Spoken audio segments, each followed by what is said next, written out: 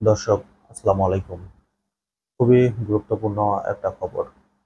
আপনারা ইতিমধ্যে জানেন যে জামাতে ইসলাম গতকালকে তাদের ইতিহাসের সবথেকে সেরা সমাবেশ করেছে। সেই সমাবেশে ১০ থেকে ১৫ লক্ষ মানুষ উপস্থিত ছিলেন। এছাড়াও রাস্তাঘাটে থেকে শুরু করে আরো বিভিন্ন জায়গায় যেগুলোতে প্রজেক্টর লাগিয়েছে সবকিছু মিলায়ে প্রায় আরো বেশি মানুষ হবে বলে ধারণা করা হচ্ছে। এই সমাবেশকে কেন্দ্র করে বেশ উত্তেজনাপূর্ণ কথাবার্তা হয়েছে, বিশেষ করে রাজনৈতিক দলগুলোর মধ্যে। জামাতে ইসলাম কিন্তু এর আগে এত বড় সমাবেশ অনুষ্ঠিত করেনি। তারা ঢাকা শহরে অনেক সমাবেশই করেছে, কিন্তু এত বড় সমাবেশ কিন্তু কখনোই হয়নি। এবার যে জামাতের একটা জোয়ার, সেটা কিন্তু ইতিমধ্যে এই সমাবেশের মাধ্যমে তারা আরেকবার দেখিয়ে দিলেন। মানুষের যে জনপ্রিয়তা বাড়ছে জামাতে ইসলামের প্রতি, সেটাও কিন্তু আপনারা দেখলেন। ছাত্র জনতা থেকে শুরু করে সাধারণ মানুষ পর্যন্ত কিন্তু জামাতের এই সমাবেশের প্রশংসা করছে। বিগত সময়ে আমরা আওয়ামী লীগের যে সমাবেশগুলো দেখেছি সেখানে কিন্তু মানুষকে ধরে রাখা যেত না। জামাতে ইসলামের এই সমাবেশে মানুষকে জায়গা দেওয়া যাচ্ছে না, এমন একটা অবস্থান তৈরি হয়েছে। তো যাই হোক, সেই প্রসঙ্গে থেকে এবার আসি জামাতে ইসলামের আমির প্রসঙ্গে। আপনারা নিশ্চয়ই দেখেছেন কালকে যে জামাতে ইসলামের আমির বক্তব্য দিতে গিয়ে হঠাৎ করে তিনি মঞ্চে লুটিয়ে পড়েন। এটার কি কারণ ইতিমধ্যে কিন্তু সেটা আমরা জানতে পেরেছি। তো আপনারা জানেন যে বাংলাদেশের আবহাওয়া এখন খুব একটা অনুকূল পরিবেশে নেই, কারণ এই প্রচুর গরম আবার এই বৃষ্টি। তার মধ্যে জামাতে ইসলামের আমির গতকালকে যেই মঞ্চটিতে ছিলেন সেখানে কিন্তু প্রচুর পরিমাণে গরম ছিল। আর ওটা যেহেতু ফাঁকা জায়গা সেহেতু কিন্তু গরমের তাপমাত্রাটা আরো বেশি ছিল। মূলত ডিহাইড্রেশন কারণে তার কিন্তু এই অবস্থানটা তৈরি হয়েছে।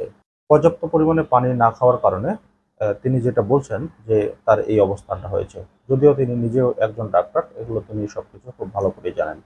এছাড়া ইতিমধ্যে তার অনেকগুলো চেকআপ করা হয়ে গিয়েছে। সেখানে কোনো সমস্যা নেই। শুধু কার্ডিয়াক কিছু কমপ্লিকেশনের চেকআপ করাচ্ছেন। ওগুলা রিপোর্ট হয়তো আজকের মধ্যে পেয়ে যাবেন। এখন পর্যন্ত আমরা জানতে পেরেছি যে তিনি অনেকটাই সুস্থ আছেন। এবার আসি বিএনপির বেশ কিছু নেতা এই জামাতে ইসলামকে নিয়ে যে মন্তব্য করেছে সেই প্রসঙ্গে।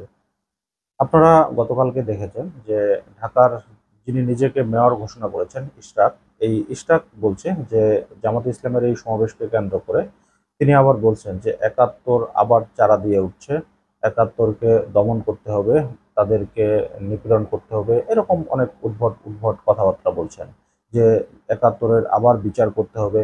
মানে যা না তা কিন্তু তারা বলা শুরু করেছেন। বিএনপির অন্যতম একজন নেতা সালাউদ্দিন আহমেদ, যাকে গতকালকে নাসিরুদ্দিন পাটোয়ারি কক্সবাজারের গডফাদার বলেছেন যে এক গডফাদার গেছে, মানে ইয়াবা বদি গেছে, এখন সেই জায়গায় এই সালাউদ্দিন আহমেদ আসছে। তো সেই প্রসঙ্গ আলাদা।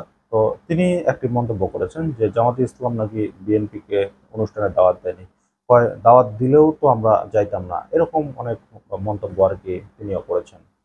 এছাড়া আরেকজন নেতা যেমন গয়েশ্বর রায়, তিনি বলছেন যে জামাতে ইসলাম যত সমাবেশই করুক না কেন তারা কিয়ামতের আগ পর্যন্ত ক্ষমতায় যেতে পারবে না।